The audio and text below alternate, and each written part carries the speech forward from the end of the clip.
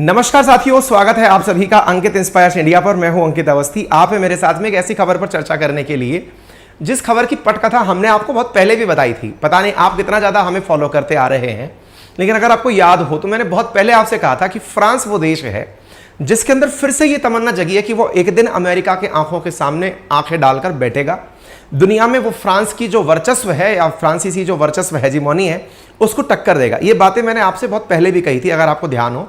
और इसके पीछे का मैंने उद्देश्य भी दिया था कि फ्रांस को अमेरिका का पिछलग्गू बनकर अच्छा लगता नहीं है कि साहब मैं पीछे चलूं, मुझे अच्छा नहीं लगता है। इसका और कराहा सहा काम आपने तब देखा जब मैंने आपको यह बताया था कि ऑकुस नाम का बना हुआ गठबंधन जिसमें ऑस्ट्रेलिया, यूके, यूएस आपस में मिलकर के बेचारे फ्रांस के साथ दगा कर दिए। एक पनडुब्बी की डील के अंदर फ्रांस से डील छीनकर ऑस्ट्रेलिया से यूके और यूएस ने अपने पास में ले ली थी। फ्रांस को उस दिन से लगा कि अच्छा सिला दिया तूने मेरे प्यार का, और यार ने ही लूट लिया घर यार का। उस दिन भाई साहब ने कसम खाई कि बेटा तुम्हारा तो मैं बदला लेके रहूंगा। इसको कहा कि तुमसे तो मैं बदला लेके रहूंगा। बोले किस बात का? तुमने मेरे पीठ में छुरा घोंपा है, तुमको जहां जहां लगता है कि तुम बड़े हो वहां वहां चैलेंज दूंगा। बोले कैसे? बोले तुम्हें लगता है चाइना तुम्हारे लिए टेंशन है, मैं चाइना के नाम पर तुम्हें कहना चाहता हूं कि चाइना के बारे में हम अपनी रणनीति खुद बनाएंगे, हम तुम्हारे पीछे नहीं चलेंगे। आप सोचो, ये व्यक्ति इतना ज्यादा बगावती हो रखा है। इस भाई का धंधा पिटा था, बेचारे की पनडुब्बियां जो हैं वो ऑस्ट्रेलिया से बनाने का ठेका मिला हुआ था भाई को। ये लेकर के इनने साथ में बोरिस जॉनसन यूके वाले भैया जबरे बालों वाले, उन्होंने एक साथ कर लिया था, इन्हें छोड़ दिया था।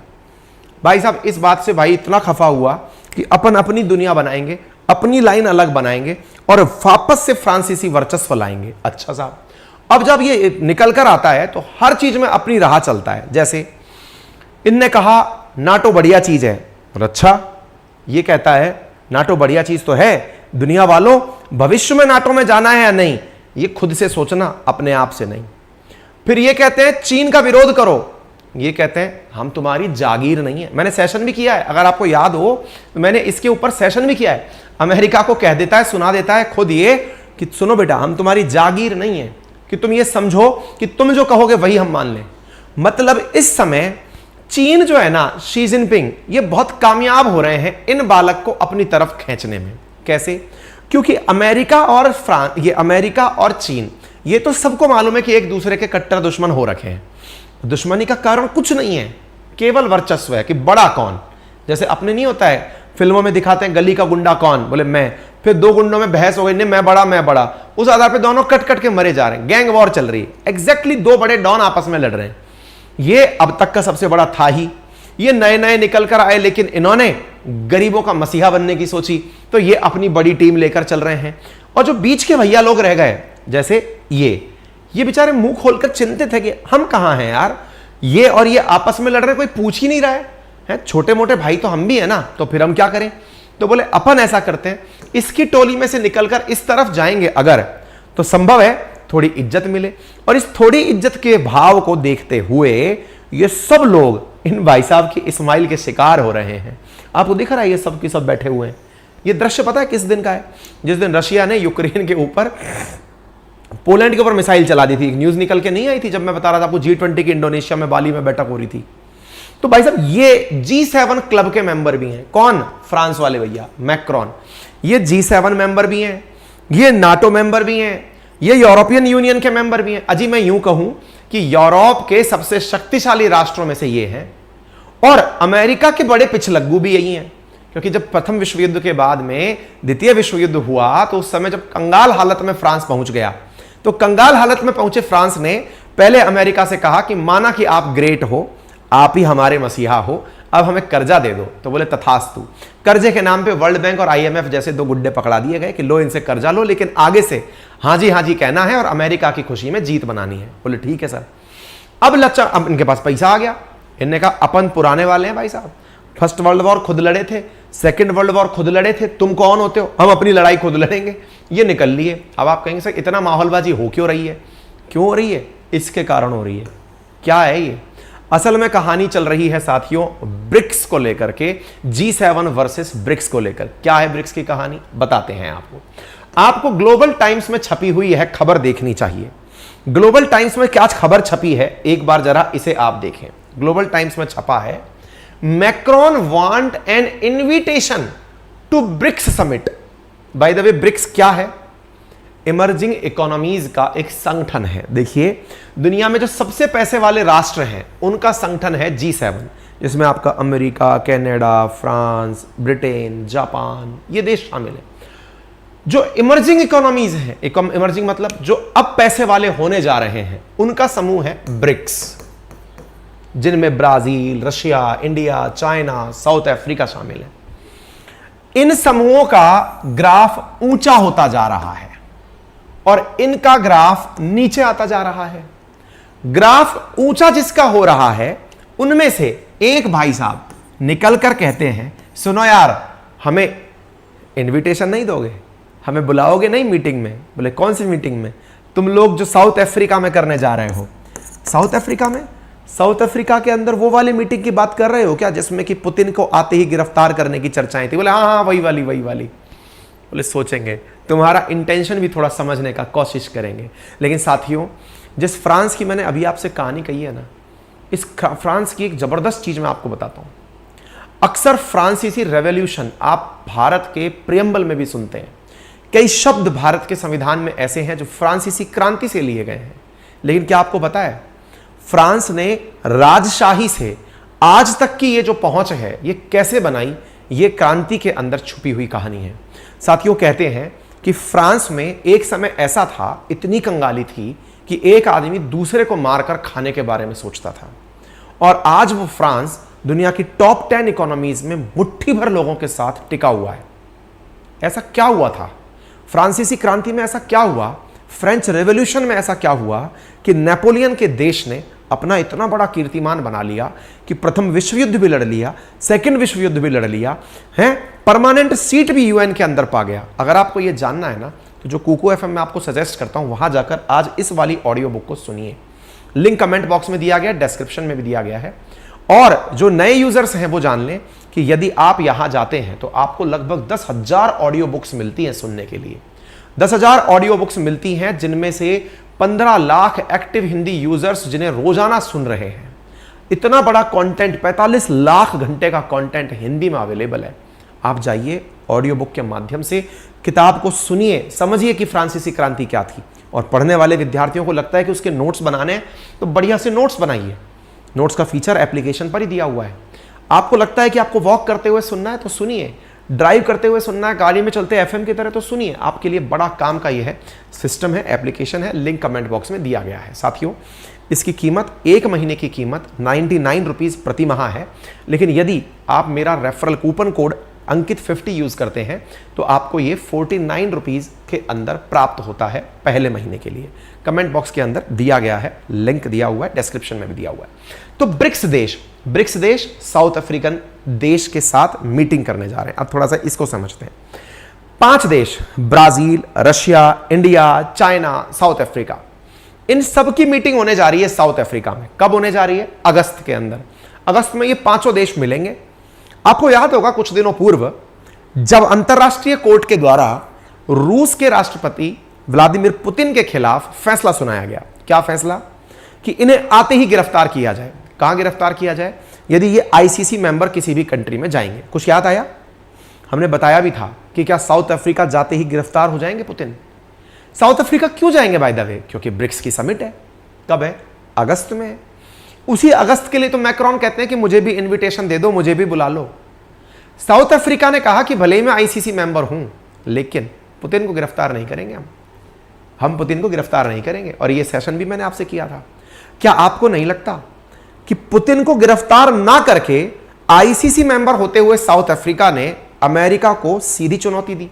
देखिए, आपको ना ये स्थितियां दिमाग में इस तरह से रखनी है कि जो अमेरिका एक समय तक ऐसा हुआ करता था कि उसने जो कह दिया ना, जो बाहुबली फिल्म का डायलॉग नहीं है, मेरा वचन ही है शासन, उसकी वो स्थिति हुआ करती थी। आज स्थिति यह कि कोई भी मतलब कोई भी उसके सामने आके खड़ा हो जा रहा है। पाकिस्तान, आप समझ रहे हैं? कोई भी मतलब। ऐसा क्यों हुआ? बहुत सारे ऐसे इंसिडेंट हुए, कभी जिक्र कर लेंगे, जिनमें से अफगानिस्तान में उनकी हार बड़ा विषय है।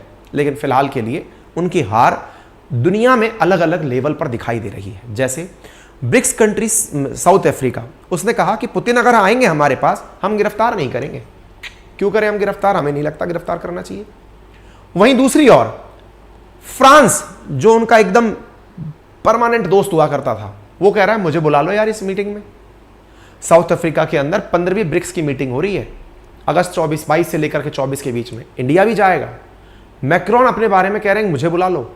ये न्यूज़ आई कहाँ से, तो फ्रांसीसी मीडिया में गजब तरीके से तैर रही है कि मैक्रोन ने खुद सिरिल रामाफोसा से कहा है, जो अफ्रीका वाले हैं, साउथ अफ्रीका वाले, यार हमें इनविटेशन भेजो यार, हम भी आना चाहते हैं। लोग बड़ा परेशान कि यार ये आना क्यों चाहते हैं, इमानुएल मैक्रोन उस मीटिंग में जाएंगे तो करेंगे क्या, ये तो G7 के सदस्य हैं। ऐसी स्थिति में क्यों जाएंगे जहां पर चर्चा हो रही है कि डॉलर का कोई सब्स्टिट्यूट बनाया जाए, जहां चर्चा हो रही है कि अपनी एक ब्रिक्स करेंसी बनाई जाए, वहां पर मैक्रोन जाएंगे क्यों? चिंता हो रही है लोगों में। बोले क्यों? क्योंकि मैक्रोन को लगता है कि वो वहां पहुंचेंगे तो दो काम कर सकते हैं। क्या? एक तो G7 कंट्रीज के सामने ये टशन में दिखा पाएंगे, देखो मेरी एक्सेप्टेंस देखो, इंडिया जो ब्रिक्स कंट्री है वो G7 मीटिंग में आ सकता है। मैं G7 कंट्री हूं तो क्या मैं ब्रिक्स मीटिंग में नहीं जा सकता हूं? वाह, व्हाट ए लॉजिक, बहुत सही जा रहे हो साहब। एग्जैक्टली बोले अगर मैं ब्रिक्स मीटिंग में जा सकता हूं, जब इंडिया G7 होकर के ब्रिक्स में आ सकता है, तो मैं ब्रिक्स वाला होकर के, मैं G7 वाला होकर के ब्रिक्स में जाऊंगा। बोले हाँ यार बात तो सही कह रहे हो, इंडिया को बुलाया भी गया था हिरोशिमा में। मैक्रोन क्यों जाना चाहते हैं? तो लोगों का, कईयों का तो मत है, बाकायदा लोग पोल कर रहे हैं इसके ऊपर, ओपिनियन डाल रहे हैं कि ये हो सकता है कि अपने आप को ज्यादा बड़ा बनाना चाहते हो सकता है इनको लगता हो कि मैं ज्यादा ताकतवर हूं, दुनिया को ये दिखाऊं। और तीसरी चीज, लोगों को ये जलाने के लिए G7 वालों को कि देखो मेरी वैल्यू कितनी बढ़ रही है। अच्छा, तो मैक्रोन आस्क फॉर इनविटेशन, ये मीडिया में छपा तो भाई साहब लोगों ने मीम बनाकर आनंद लेने शुरू कर दिए। French president would be the first western leader to sit on the gathering of emerging economies. ये ब्रिक्स कंट्रीज बैठी हैं, यहां सामने मैक्रोन बैठे हुए हैं।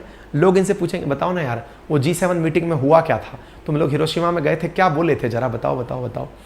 यहां पर हो सकता है रशिया, चाइना, ये सब बैठा बैठा के पूछे, इंडिया पूछे बताओ क्या हुआ था। भाई साहब ग्लोबल टाइम्स तो गजब तरीके से मीम बनाकर आनंद ले रहा है। जैसे ये खबर पता चली कि मैक्रोन वहां आना चाहते हैं, ग्लोबल टाइम्स कहता है देखा अमेरिका वालों, तुम्हें आज भी लगता है कि G7 बहुत ताकतवर है, बाकी दुनिया फर्जी है। तुम्हारा ही एक मेंबर आकर हमसे इनविटेशन मांग रहा है कि हमें न्योता नहीं दोगे यार, ये तुम्हारे शादी का फंक्शन रखा हमें नहीं बुलाओगे। वो वाली स्थिति हो रही है, संभालो अमेरिका, तुम्हारी खाट खिंच रही है। भाई साहब गजब हो रहा है ये। आपकी क्या राय है वो आप कमेंट बॉक्स में लिख सकते हैं। लेकिन मैक्रोन बड़े कंफ्यूज जी रहे हैं इस समय, उन्हें समझ में ही नहीं आ रहा है कि करें तो करें क्या। बोले क्यों? एक तरफ वो यूक्रेन और रशिया के मामले में एक बार जाकर कहते हैं कि मैं दोनों के बीच में मध्यस्थता करूंगा, जब रशिया कहता है नो हमें नहीं करवानी जाओ, फिर कहते हैं अच्छा नहीं करवाओगे, बोले नहीं करवाएंगे। तो फिर पुतिन कहते हैं, वो मैक्रोन कहते हैं जेलेंस्की से कि सुनो उन्होंने मध्यस्थता से मना कर दिए, हमें मध्यस्थ नहीं बना रहे, अब हम तुम्हें वेपन देंगे। ठीक है, तो जब मध्यस्थता नहीं मानी तो ये यूक्रेन को वेपन देने पहुंच जाते हैं। तो बोले ऐसे आदमी का जिसका कोई स्टैंड नहीं है उसका करें तो करें क्या। ये मैक्रोन आपके सामने है जो कि बैठे हैं G7 मीटिंग में, खड़े हुए हैं हिरोशिमा में जो अभी हुई थी, जहां पर इंडिया भी इन्वाइटेड था। अब बात आती है, साउथ अफ्रीका ने कहा है कि वो पुतिन को गिरफ्तार नहीं करेंगे, तो क्या अमेरिका को इस बात से नाराजगी नहीं है? क्या है? यूएस ने साउथ अफ्रीका को साफ साफ धमकी दे दी है कि सुनो बेटा, तुम जो रशिया के साथ में व्यवहार बना रहे हो इसका तुम्हें बहुत बड़ा हर्जाना भुगताना पड़ेगा। सिरिल रामाफोसा को दी गई धमकी है ताजा ताजा। इस बात पर तुरंत चाइना निकल के आता है और कहता है सुनो रामाफोसे, डरने की जरूरत नहीं है, अपन पीछे खड़े हैं। चाइना तुरंत कहता है इससे, साउथ अफ्रीका से, डरो नहीं भाई, अपन पीछे खड़े हैं तुम्हारे, तुम्हें अगर अमेरिका धमकाता है हम आ रहे हैं, लोड मत लो। बाय द वे जिनको जानना है कि ये क्या होता है, ब्रिक्स क्या है, ब्रिक्स की काबिलियत क्या है, तो हमारा एप्लीकेशन जो अपनी पाठशाला है वहाँ जाइए, बाकायदा हमने इन्फोग्राफिक्स में सारी जितने भी इंटरनेशनल ऑर्गेनाइजेशंस हैं उनकी डिटेल डाली हुई हैं, आपके पढ़ने के पॉइंट ऑफ व्यू से काम की है। ठीक है, तो भैया ब्रिक्स ज्वाइन करना चाहते हैं। और तो और इजिप्ट ने भी कहा है वो भी ब्रिक्स ज्वाइन करना चाहता है। भाई साहब ब्रिक्स ज्वाइन करने वालों की लिस्ट देखी जाए तो 12 देश और भी हैं जो लाइन लगाकर खड़े हैं। इजिप्ट है, ईरान है, सऊदी अरेबिया, यूएई है, जो ब्रिक्स ज्वाइन करना चाहते हैं। ऐसा ब्रिक्स में हो क्या रहा है? ब्रिक्स में संभवतया डॉलर की जगह कोई नई करेंसी, जिस तरह से यूरोपियन यूनियन ने अपनी करेंसी निकाल रखी है, वैसे ही ब्रिक्स भी अपनी करेंसी निकाल सकता है जो इंटरनेशनल ट्रेड के काम आ जाए। आने वाला समय अमेरिका के लिए चिंता का है। आप अपने तरीके से कैसे देखते हैं इस चीज़ को, जरूर कमेंट बॉक्स में बताइएगा। बाकी मोदी जी तो जा ही रहे हैं अमेरिका, देखते हैं ये क्या बात करके आते हैं। फिलहाल के लिए इतना ही। जानकारी पसंद आई हो तो लाइक शेयर करना बिल्कुल ना भूलें। चैनल पर नए हैं तो सब्सक्राइब करें। चैनल के नीचे कमेंट बॉक्स के अंदर सब्सक्राइब का ऑप्शन दिया हुआ है, वहां जाकर चैनल सब्सक्राइब कर सकते हैं। और हाँ, यदि आप में से कोई भी साथी हमारे भवानी बैच में एडमिशन लेना चाहता है तो 3 दिन शेष बचे हैं। रविवार मध्यरात्रि 12 बजे तक आपको एडमिशन्स दिए जा रहे हैं, जिसके अंदर हिस्ट्री, ज्योग्राफी, पॉलिटी, इकोनॉमी को डिटेल में एनसीईआरटी लेवल से आप लोगों को पढ़ाया जा रहा है। मात्र 1999 के अंदर मेरे द्वारा कंटेंट की प्रॉपर पीडीएफ हिंदी और इंग्लिश में, लाइव क्लासेस जो निकल जाएं वो रिकॉर्डेड क्लासेस पूरे 1 साल की वैलिडिटी के साथ, प्रॉपर वीकली टेस्ट सीरीज के साथ 1999 में दी जा रही हैं। आप जाकर उन्हें चेक कर सकते हैं, डेमो भी ले सकते हैं। अपनी पाठशाला application Google play store, iOS और विंडो एप्लीकेशन पर भी उपलब्ध है। अधिक जानकारी के लिए आप हमारी टेक्निकल टीम को इन नंबर्स पर कॉल कर सकते हैं। आपका समय शुभ हो। धन्यवाद।